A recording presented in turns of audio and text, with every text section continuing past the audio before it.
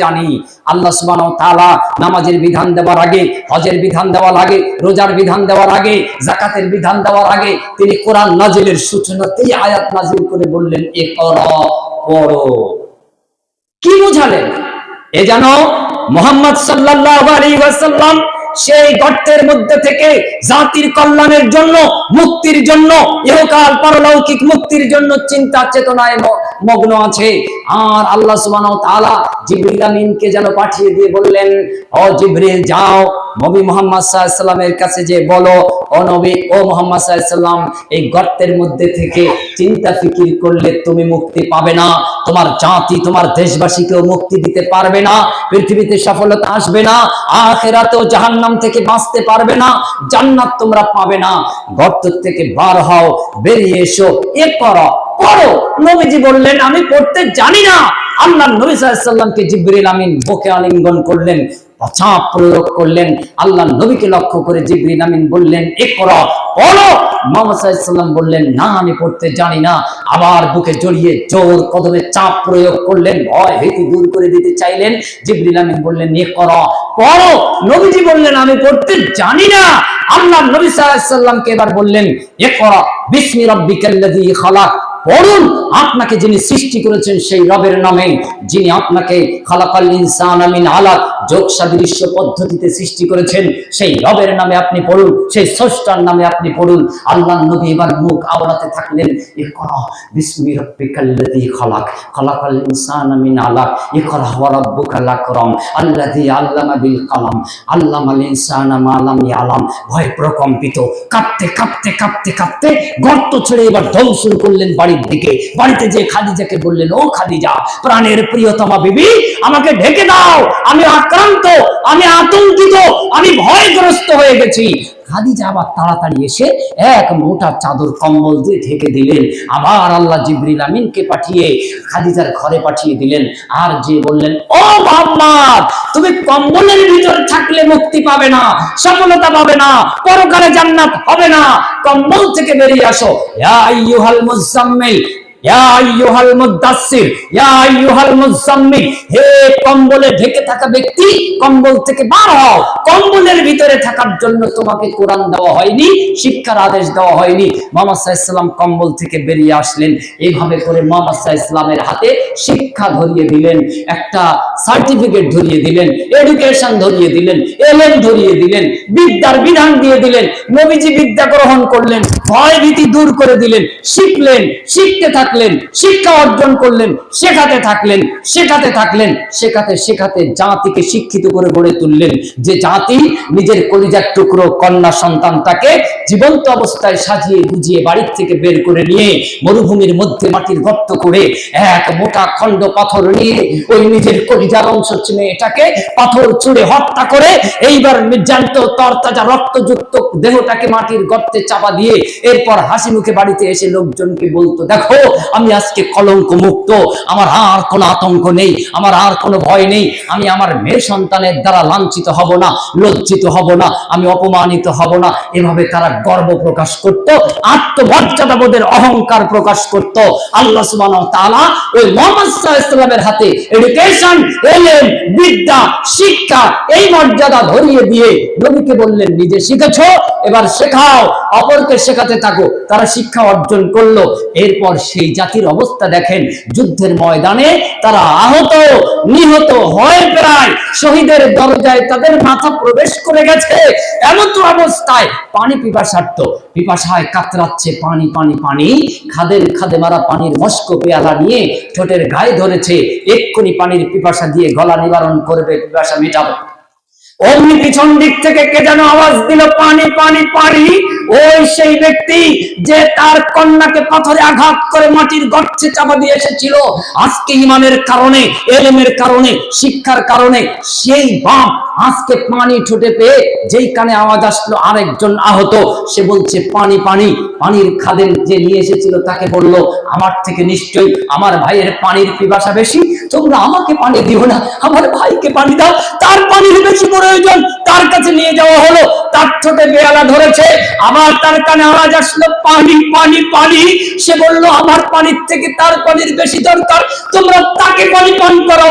তার কাছে পানি নিয়ে যাওয়া হলো, তার ঠোঁটে ধরলো, চোখ দুটো বন্ধ হয়ে নিঃশ্বাস বেরিয়ে শহীদের দরজা দিয়ে প্রবেশ করলো জান্নাতে মাকামে। এরপরে সেই ব্যক্তি দ্বিতীয় জনের কাছে গেল, সেও বেঁচে নেই, শহীদ হয়ে মরণ করেছে। প্রথম জনের কাছে গেল, সেও বেঁচে নেই, শহীদ হয়ে মৃত্যুবরণ করেছে। এই হলো এলেম, এই হলো বিদ্যা, এই হলো শিক্ষা। আপনার ভাইয়ের সাথে 1 বিঘত জমি নিয়ে দ্বন্দ্ব, মামলা মোকদ্দমা ঠুকেছেন, 12 বছর কেস মামলা চলছে। আপনি নিজেকে মুসলমান দাবি করেন, আর ওই যে সাহাবী মুসলমান, তার অবস্থা দেখেন। আপনি জমি ফাঁকা পেয়ে কোদাল দিয়ে আল কোপাতে কোপাতে কোপাতে কোপাতে আল ছিল 1.5 হাত চওড়া করে ফেলেছেন, 3 ইঞ্চি। এরপর যখন আবার বর্ষার সময় আর কেউ নেই, মাঠে ঠেলতে ঠেলতে আপনার জমি ছেড়ে আরো 2 হাত দূরে চলে যান।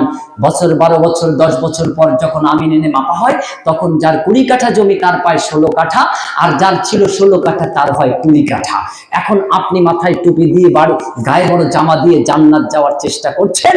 জান্নাতে যাওয়ার চেষ্টা করবেন, আপনার বোন এসে জান্নাতের দরজার সামনে বলবে, ও দাদা, ও বড় ভাই, ও ছোট ভাই, ও মেজো ভাই, দাঁড়াও, তুমি জান্নাতে যাওয়ার আগে আমার জমিটা একটু বুঝে দিয়ে যাও।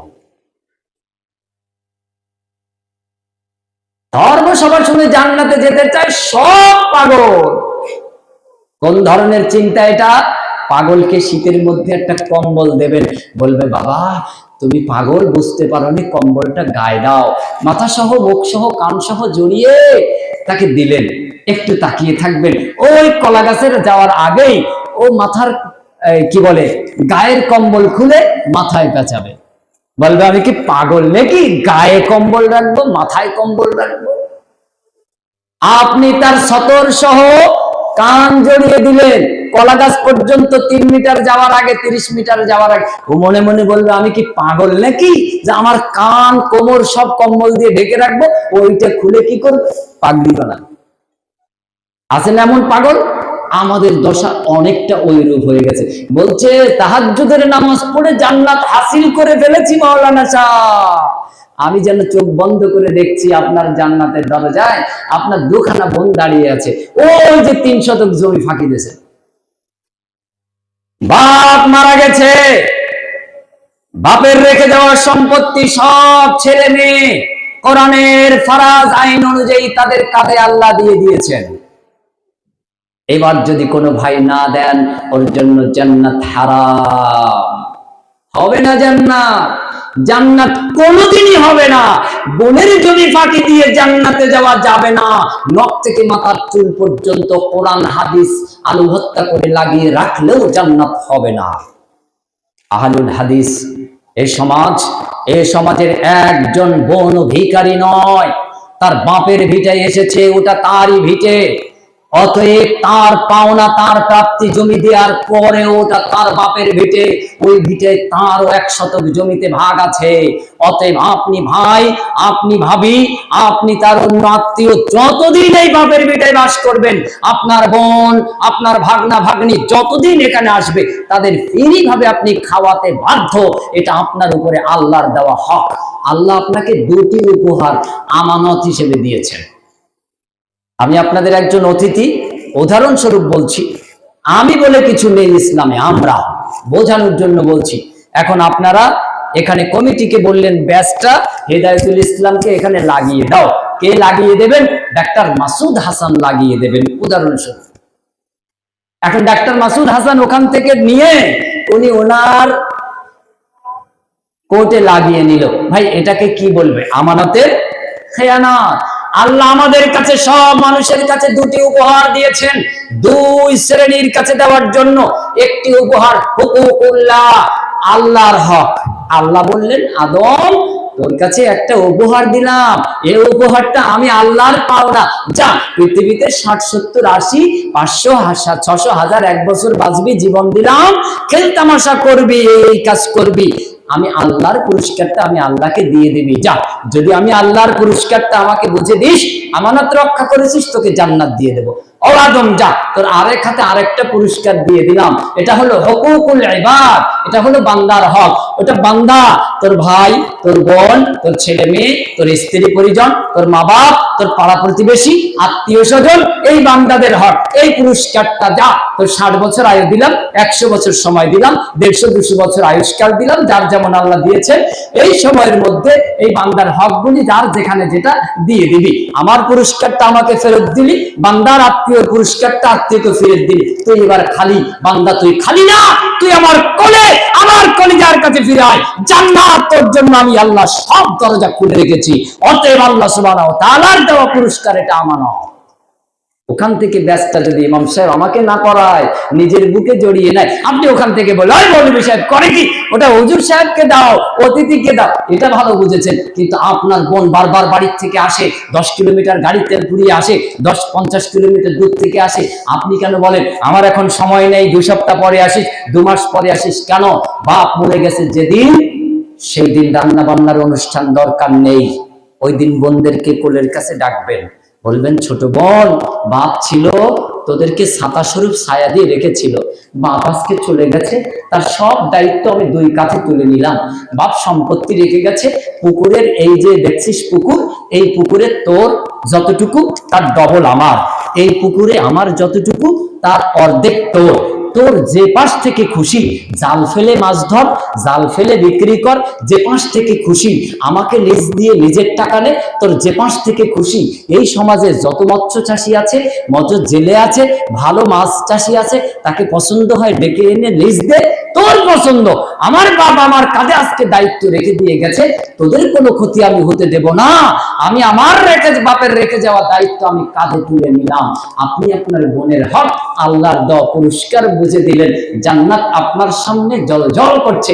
আল্লাহ কিয়ামতের মাঠে হাসি মুখে উজ্জ্বল মুখে ডেকে বলবেন, ফাদখুলি ফি ইবাদি ওয়াদখুলি জান্নাতি।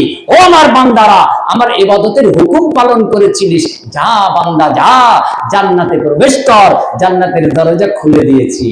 নামাজ আল্লাহর ইবাদত, রোজা আল্লাহর ইবাদত, কিন্তু বোনের জমিটা বোনকে দিয়ে দেওয়া, ওটা তার থেকেও বেশি বড় ইবাদত। এখন আপনি চিন্তা করেন আপনি কি করবেন। কোন অবস্থাতেই হবে না জান্নাত। শুধু তাহাজ্জুদ, তাহাজ্জুদ নফল, অনেক ফজিলত, তারাবি নফল, অনেক ফজিলত, ফরজ 5 ওয়াক্ত নামাজ, অনেক ফজিলত।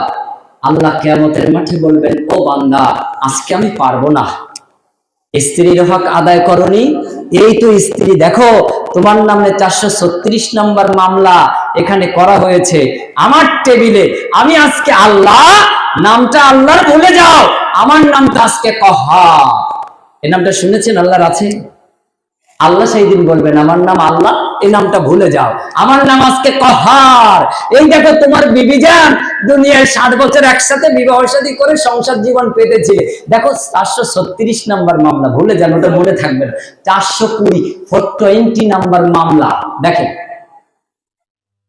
বিবিকে ঘরে রেখে রাত 10টা পর্যন্ত তুমি আমডাঙ্গা বাজারে, দত্তপুকুর বাজারে, বিড়া চৌমাথায়, রেল স্টেশনে, কেন তোমার বিবির হক নেই? তার সাথে একটু প্রেম আলাপ করো, ভালোবাসার 2-4টে কথা বলো, তার সাথে একটু সখ্যতা আন্তরিকতা তৈরি করো, তারও তো জীবনে প্রেম দরকার, ভালোবাসা দরকার। আর তুমি ওখানে বসে পরের জামা পরা লোকজনগুলি দেখছো, তোমার স্ত্রীর জন্য এরকম কিছু জামা কাপড় এনে আজকে তুমি বাড়িতে 3 ঘন্টা ধরে তাকে একটু সাজিয়ে গুছিয়ে খাটের উপর উঠতে বলো, নামতে বলো, ঘরে যেতে বলো, উঠতে বলো, ফিরতে বলো, এটা তোমার বিনোদনের ব্যবস্থা, এটা আল্লাহ প্রদত্ত বিনোদন, এটা স্বামী স্ত্রীর মধ্যে হবে, কোনো বাধা নেই। তুমি সেগুলি করো না, তুমি ওদিকে দেখছো কোথায় পরকীয়া করা যায়। আর তুমি ঘরে একটা টেলিভিশন শয়তানের চোখ খুলে দিয়ে গেছো। শয়তানের চোখ দিয়ে তোমার বিবি যাদেরকে দেখছে, ও একটা পরকীয়ার দরজা খুলে বসেছে। তুমি যখন বাজারে যাও, ও তখন আরেকজনের সাথে ফোনে কানেকশন জুড়ে যায়। যত প্রেমালাপ আছে, গোপন অন্যায় আছে, সব সেখানে বসে করে। ও মুসলমান, কবে তুমি দোকানের আড্ডা ছাড়বে? আমাকে কথা দাও। তোমার হারানো গৌরব আমি ফিরিয়ে দেবো ইনশাআল্লাহ। আল্লাহকে সাক্ষী রেখে বলছি। তোমার স্ত্রীর পাশে স্বামী হিসেবে সময় দাও, বাপ হিসেবে ছেলে মেয়ের সাথে সময় দাও, বা সন্তান হিসেবে তুমি তোমার পিতামাতার পিছনে সময় দাও। যদি এটা করতে পারো, তোমার হারানো গৌরব ফিরে আসবে, কেউ ঠেকাতে পারবে না। তোমার ঐতিহ্য আছে, তোমার গৌরব আছে। এই গৌরবান্বিত উজ্জ্বল দৃষ্টান্তগুলি তোমাকে স্থাপন করতে হবে। তার জন্য সব অভিভাবকদের বলি, যে অভিভাবকদের ছেলে মেয়েগুলি বড় হয়ে গেছে, ছেলেগুলিকে রাজস্থানে পাঠিয়েছেন, কেরালায় পাঠিয়েছেন, গুজরাটে মহারাষ্ট্রে পাঠিয়েছেন। ওরা ইট গাচ্ছে, সিমেন্ট বালি গালে হাত পায়ে মাখায়, ওরা ওখানে পাথর মার্বেলের কাজ করে, সপ্তাহে সপ্তাহে সেলাই কারখানায় কাজ করে 2000-5000 করে টাকা পাঠায়। আমি ওই বাপদের দুটি পা, এই দুই হাত দিয়ে ধরছি। আমার বাপ তুল্য আপনি, আমার মা তুল্য মা আপনি। আপনার পায়ে পড়ি, দুখানা পা আমার দুই হাত দিয়ে জড়িয়ে ধরেছি। আপনার ছেলেকে ফোন করে কালকেই ফেরত আনেন, ওকে এনে ভোকেশনাল স্কুলে ভর্তি করেন, ওকে এসে আবার হাই স্কুলে ভর্তি করে দেন। যে ক্লাস থেকে বন্ধ করেছিলেন ওই ক্লাসে আবার রানিং করান। ওর হাতে একটা বিএসসি সার্টিফিকেট দেন, একটা এমএসসি দেন, একটা ডিগ্রি ধরিয়ে দেন। ও একটা পৃথিবীর দৃষ্টান্ত সফল সন্তান, আর আপনি একটা গর্বিত পিতা, আপনি একটা সফল বাপ। আপনি কাঠপুর মোড়ে যে বলুন, আমি ভারতের সেই সুনাগরিক, আমার একটা ছেলে একটা মেয়ে, একদিকে এমএ পাস, আরেকদিকে এমএ পাস, দুটি সমানে সমান। দুঃখ নেই। আপনি কেন সপ্তাহে 2000 টাকা পাওয়ার জন্য আপনার ছেলে মেয়েকে সেলাই কারখানায় পাঠালেন? রক্ত বিক্রি করে প্রয়োজনে ছেলে মেয়েকে পড়ান। সারা ভারতের সব থেকে কোন রাজ্য শিক্ষিত আপনি জানেন? কেরালা। আপনার আমার ভাই, যে দেখেন 92% শিক্ষিত তারা, আর আপনি 5%, 7%, 10% শিক্ষার হার নিয়ে আপনি ব্যানার ধরে মিছিলের সামনে, ওদিক থেকে আমি আর ডাক্তার মাসুদ এক মিছিল নিয়ে এসেছি, ব্যানার ধরে এসেছি। আপনি একটা ইটের গোটা ধরেছেন, মেরেছেন এই মিটিং এর সামনের থেকে, আমি মাসুদার সামনে আরেক মিটিংয়ে, আমার কপালে লেগে হাঁ করে পড়ে হসপিটালে ভর্তি। এবার আমার নেতাজি এসে আমল বাবু, সমল বাবু, কমল বাবু, খবরদার ডাক্তার মাসুদ, আমি তোমার সাথে আছি, টাকা লাগে, পয়সা লাগে, বুদ্ধি লাগে, নেতা লাগে, হোম মিনিস্টার লাগে, সব দেবো, কেস কর। গেলাম দৌড়ে কেস করতে। কেস করলো ডাক্তার মাসুদ হেদায়েতুল ইসলামের নামে, উনি বাদী, আমি বিবাদী। আর আপনি আব্দুর রহমান পাথর শুনলেন, ব্যানার ধরা পার্টি। আমার কপাল ফাটলো, হসপিটালে গেলাম, আমি কষ্ট পেলাম, মাথা ফাটালাম, ব্যানার ধরলাম, পাথর শুনলাম, কেস করলাম, কেস খেলাম। এরপর বিচারক সাহেব, কি বলে, শ্রীমতী অমৃতা সিনহা, ওনার মতন সুনামধন্য বিচারপতি, উনি এবার রায় দিয়ে দিল। রায় গেল হয় আমার পক্ষে, না হয় ডাক্তার মাসুদের পক্ষে। দুইজন যাতে সমানে সমান, দুই ধারি পাল্লার একই কাটা। এই জায়গায় দাঁড়িয়ে আমার জরিমানা হয়, আরেকজনের জেল হয়, আরেকজনের বদনাম হয়, আরেকজনের মাথা ফাটে, আরেকজন ঢিল ছড়ে, সব যাতে এক। আর নেতা হয় আরেক বাবু। তোমাকে গুটির তাস হিসেবে ব্যবহার করা হচ্ছে। কতদিন পর্যন্ত তুমি এভাবে গুটির তাস হিসেবে ব্যবহৃত হবে? তুমি কলম হাতে তুলো, কেন ইট হাতে নিলে, কেন ব্যানার তৈরি তুলে বেলারে? তোমার পায়ের পাশে 10 জন, ডানে 10 জন, পাশে 10 জন, পিছনে 50 জন, সবসময় বলবে sir salute, salute, salute, sir salute, salute. উনি আইপিএস, উনি আইএএস, উনি আধিকারিক, উনি আমলা, উনি সচিব, উনি এমএলএ, উনি মন্ত্রী, সব স্যার স্যার স্যার। আর আপনি স্যার স্যার স্যার স্যার করতে করতে আপনি গোলাম, আপনি দাস, আপনি আল্লাহকে চেনেন না। নামাজ জানাজা, বাপ মারা গেছে, তো ইমাম সাহেবকে জিজ্ঞেস করছে, ইমাম সাহেব কোন দিক ফিরে পড়বো, উত্তর দিক না দক্ষিণ দিক? ঘরের সামনে বাপের লাশ, তো ইমাম সাহেব বলছে এখনো ওয়াক্ত হয়নি, জোহর বাদ, বাপ মারা গেছে গতকাল মাগরিবের আগে, জোহর বাদ জানাজা হবে। কোথায় পেয়েছেন এই ওয়াক্ত? ও মুসলমান, ওয়াক্ত চেনেন? প্রত্যেক নামাজের ওয়াক্ত আল্লাহ নির্দিষ্ট করে পাঠিয়েছেন। ইন্না সালাতা কানাত আলাল মুমিনিনা কিতাবাম মাওকুতা। আল্লাহ যেমন নামাজ ফরজ করেছেন, ওয়াক্তের উপরে নির্দিষ্ট করে নামাজ ফরজ করেছেন। জানাজার এটা নামাজ, তারাবির এটা নামাজ, আপনার ফজর, জোহর, আসর, মাগরিব, এশা, ঈদ, এগুলি নামাজ, সব ওয়াক্ত অনুযায়ী নামাজ। আপনার বাপ মরে গেছে বলে আপনি নির্ধারণ করে দেবেন ওয়াক্ত? আপনি এত বড় হুকুমদাতা আইনদাতা হয়ে গেলেন, যে নামাজের আগে মারা যাবে ওই নামাজের ফরজ নামাজের জামাত আগে হবে, এরপর ওই মৃত্যু মাইয়েতের জানাজা হবে। আপনার ছেলে দিল্লি থাকে, কুয়েত থাকে, আসবে, বাপের মুখটা একটু দেখবে, কোনো অসুবিধা নেই, জানাজার পর রেখে দেবেন, তারপর 3 দিন পর ওকে মাটি দেবেন, কোনো ব্যাপার নেই। কিন্তু আজকে মারা গেছে, আজকেই জানাজা করতে হবে। এক্ষুনি মারা গেছে, দ্রুত সম্ভব গোসল দিয়ে পরিষ্কার করে দিতে হবে। 3 ঘন্টা পর গোসল আপনার কে শেখালো? আল্লাহ নবী বললেন মারা গেছে, চোখ বন্ধ করে দাও, হাত পা একা বাঁকা আছে, ওটাকে হয় বুকের উপর না হয় পা দুই পাশে সোজা করে দাও। আপনি কেন 3 ঘন্টা পর, কবে মসজিদের মুয়াজ্জিন আসবে তারপর গোসল করাবেন? স্ত্রী মারা গেছে, স্বামী চলে যাবেন, যে নিজ হাতে গোসল করিয়ে দেবেন। স্বামী মারা গেছে, স্ত্রী চলে যাবেন, যে স্বামীকে নিজ হাতে গোসল করিয়ে দেবেন। ভাই মারা গেছেন, ভাই চলে যাবেন, নিজ হাতে গোসল করাবেন। আজকে আপনার বাড়িতে এই মায়া কান্না কে করতে শেখালো? আপনি বড় ভাই হিসেবে বলবেন খবরদার, আমার বাপ মারা গেছে, কেউ কাঁদবে না। এই ছোট বোন, ছোট ভাই, তোদের কিসের কষ্ট? আমি বাপের ঔরসে তার ওয়ারিশ আমি রয়েছি, তোদের কান্নার কোনো ব্যাপার নেই, যার যা হক আমি বুঝে দেব। কাঁদবি 1 বছর পর।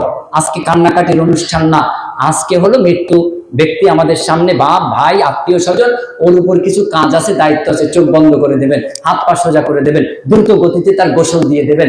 সামনে জোহরের নামাজ, জোহরের জামাত মসজিদে হবে, নামাজে যারা অংশগ্রহণ করলো ওরাই মাইয়েতের জানাজা করে দেবে, খালাস। সারা দুনিয়ার বেনামাজি, ওযু নেই, রোজা নেই, সত্য কথা নেই, ন্যায় নীতি নেই, কিচ্ছু নেই, ওইগুলিকে মাইকিং করে এক জায়গায় এনে আপনি কি বোঝাতে চান আল্লাহকে? আল্লাহ কি তামাশা দেখতে চান? আল্লাহ কি ফুটবল খেলার দর্শক? চিন্তা করেন আপনি, কি তামাশা চলছে সমাজে। জোহরবাদ, জোহরবাদ, জোহরবাদ জানাজা, এটা কোন হাদিসে পেলেন? আমার একদিন হাদিস দেখাবেন। তারপরেও আপনি যাকে দেখাতে চান রাখেন, কোনো অসুবিধা নেই। একটা উট জবাহ করে, চামড়া ছিলে, গোশত টুকরো টুকরো করে খাবার উপযোগী করতে যতটুকু টাইম, সর্বোচ্চ এতটুকু টাইম মাইয়েতকে দেওয়া হয়। এরপর ওই লাশ বাঘের পেটে থাক, সিংহের পেটে থাক, আর অজগরের পেটে যাক, আর আগুনে পুড়ে ছাই হয়ে যাক, অথবা আপনার ঘরে এসি রুমে থাক, আপনার বাড়ির উঠোনে থাকার আম বাগানে থাক, ওটা নবাব সিরাজউদ্দৌলা হোক আর আমজাম কাঁঠাল লিচু মার্কা প্রাণী হোক, মাইয়েত হোক, তার কিন্তু নির্দিষ্ট সময় ফেরেশতা সওয়াল জবাবকারী এসে হাজির হয়। আপনার ঘরে আছে 20 ঘন্টা, ফেরেশতা এসে জিজ্ঞেস করে চলে যায়, মার রব্বুকা, মান দীনুকা, মান নাবিয়ুকা, খালাস। আপনি জানাজা পড়লেন, কার? ওর ফায়সালা হয়ে গেছে। একটা মাইয়িতকে কেন্দ্র করে একাধিক জানাজা বৈধ, 1 2 3 4 5 6 8 10 করবেন, অসুবিধা নেই। আল্লাহ নবীর জানাজা 17 বার হয়েছে। কতবার? 17 বার। এখন বলবেন আমাদের জানাজা তো 2000 না হলে আল্লাহ আমাদের জানাজা কবুল করতে নাও পারেন, তাই 2000 লোক দরকার। আল্লাহ নবীর জানাজায় প্রথম যারা অংশগ্রহণ করেছে মাত্র 5 থেকে 7 জন, দ্বিতীয় জানাজায় 11 থেকে 13 জন, লাস্ট জানাজায় 17 জন। 2-3টা কারণ ছিল, বক্তা সাহেব এসে গেছে, আর কারণের দিকে যাচ্ছি না। অতএব যেটা বোঝাতে চাইছিলাম, আপনি এলেন, বিদ্যা অর্জন করেন, ধর্মসভা দিয়ে, শুধু চাঁদা দিয়ে, এখানে আপনার প্রয়োজন আলোচনার সাপেক্ষে মেলা, অবাধ বিচরণ, ইসলামী নিষিদ্ধ কাজগুলি সব পরিত্যাগ করে সুন্দর একটা পরিবেশ করুন, মাগরিবের জামাতে অংশগ্রহণ করুন। জামাতের পরে প্রধান বক্তা সাহেব উঠে যাবে, 1-1.5 ঘন্টা বলবেন, দ্বিতীয় জন আসবেন, 1-1.5 ঘন্টা বলবেন, তৃতীয় জন আসবেন, 1-1.5 ঘন্টা বলবেন, আমরা মজলিস ভাঙার দোয়া পাঠ করে একসাথে বাড়িতে চলে যাব, আলহামদুলিল্লাহ, কোনো অসুবিধা নেই। সেটা ভালো, দিন প্রচারের অংশ বিশেষ। কিন্তু আনুষঙ্গিক এই ইসলামী ব্যবস্থাপনা, ইসলামী যে কারিকুলাম, ইসলামিক যে এডুকেশন, ইসলাম যে শিক্ষার গুরুত্ব আরোপ করেছেন, সেইগুলিকে নস্যাৎ করে দিয়ে শুধু জাঁকজমকপূর্ণ একটা মেলার আয়োজন করে কিয়ামতে আপনি কোনো মুক্তি পাবেন না, কোনো আলোর দিশা পাবেন না, আযাব কবরের জগতেও আপনি কোনো দিশা পাবেন না, আলোর মুখ দেখতে পাবেন না। অতএব আসুন আল্লাহর ব্যবস্থাপনায় আমরা ফিরে আসি, আমরা নিজেরা জ্ঞান অর্জন করি, কোরআন হাদিস সিলেবাসের মৌলিক শিক্ষা হিসেবে আমরা এটাকে অগ্রাধিকার দেই। তাই সর্বাগ্রে আমরা কোরআন শিখি, আমাদের ছেলে মেয়েদেরকে আমরা কোরআন শেখানোর ব্যবস্থা করি, আনুষঙ্গিক হিন্দি, ইংরেজি, উর্দু, ফার্সি, বাংলা, অঙ্ক যা লাগে সেগুলিও তাদেরকে শেখাই। এগুলি আল্লাহ সুবহানাহু ওয়া তাআলা সব অনুমোদন দিয়েছেন, মানব কল্যাণের জন্য আল্লাহ সুবহানাহু ওয়া তাআলা এগুলি সব প্রয়োজন অনুপাতে ব্যবস্থাপনার আওতাভুক্ত করেছেন। আল্লাহ সুবহানাহু ওয়া তাআলা আমাদের সকলকে সুমতি ও সুতৌফিক এনায়েত করুক, আমিন। আমার কথায় যদি কেউ আঘাত পেয়ে থাকেন ক্ষমা সুন্দর দৃষ্টিতে দেখবেন। আমি চেষ্টা করি ভাষার শৈলী বিন্যাসের মধ্যে থাকতে, তারপরেও আজকে পরিবেশটা দেখে রাস্তা থেকে ঢুকতে ঢুকতে এত বড় প্রতিষ্ঠিত একটা গ্রাম, উত্তর 24 পরগনার দুটি ঐতিহ্যবাহী গ্রাম কাকপুর আর ফলদি, এই ফলদি আর কাকপুর, এখানে যদি এত বড় ভুল, একদম প্রকাশিত ভুল আমি দেখলাম আসার সময়, গোল ঘর নেট জাল দিয়ে ঘেরা, তার মধ্যে কিছু বাচ্চা লাফালাফি করছে। আমি আমার সাথে থাকা কিছু ভাইদের বলেছিলাম, তোমরা এখানে 1 মিনিটের একটা ভিডিও করবে, আমাকে দেবে, আমি জনসম্মুখে একটু দেখাবো। আমি তারপর আবার ওরা যেতে চাইলো, আমি বললাম না, যেতে হবে না, কারণ তোমরা যুবক, দেখা যাবে কার মা সাথে করে নিয়ে এসেছে, বাচ্চাটা লাফালাফি করছে আর মা পাশে দাঁড়িয়ে আছে, তুমি ভিডিও করতেছে, ও হয়তো যুবক ভেবে অপরিচিত লোক, কার ভিডিও করছিস, আমার অমুকের মেয়ে, আরেক বিপদ, আরেক মামলা খেয়ে যেতে পারি, তোদের যাওয়ার দরকার নেই। তো শেষ আপনাদের কাছে জিজ্ঞাসা দিয়ে আমি চলে যেতে চাই। আচ্ছা, আমি যদি এখানে এই স্টেজে এখন 3টে বাঁদর চেনেন তো? বাঁদর ছেড়ে দেন, কেউ বলে বানর, কেউ বলে বাঁদর, হনুমান, এই লম্বা লেজালা হনুমান 3খানা এনে স্টেজে যদি একটু খেলা দেখাই, যে একটু লাফা, 3জনে 3 রকম লাফালো, বিশাল লাফালাফি করলো, সবাই আপনারা কি করবেন? হাসবেন। আপনারা কি বলবেন? দেখ, বাঁদরের মতন নাচ শুরু করেছে। আচ্ছা, আপনার আমার ছেলে মেয়েগুলি ওই জলসার মেলায়, ওই জায়গায় গোল নেটের মধ্যে খেলায়, ওই জায়গায় যে এই বাঁদর নাচ করলো, ওটা কি মানুষের নাচ করা যেত না? আর এই অবুঝ ছেলে মেয়েগুলি যে বাদরের মতন নাচলো, এই বাদরের মতন নাচার জন্য দোষ কার? ওই ছোট্ট ছোট্ট 2.5-3-4 বছরের ছেলে মেয়েগুলি, না আমি আপনি মা বাপ? আপনার বিবেকের কাছে জিজ্ঞাসা দিয়ে, ও আখিরে দাওয়ানা আলহামদুলিল্লাহি রাব্বিল আলামিন, আসসালামু আলাইকুম ওয়া রাহমাতুল্লাহি।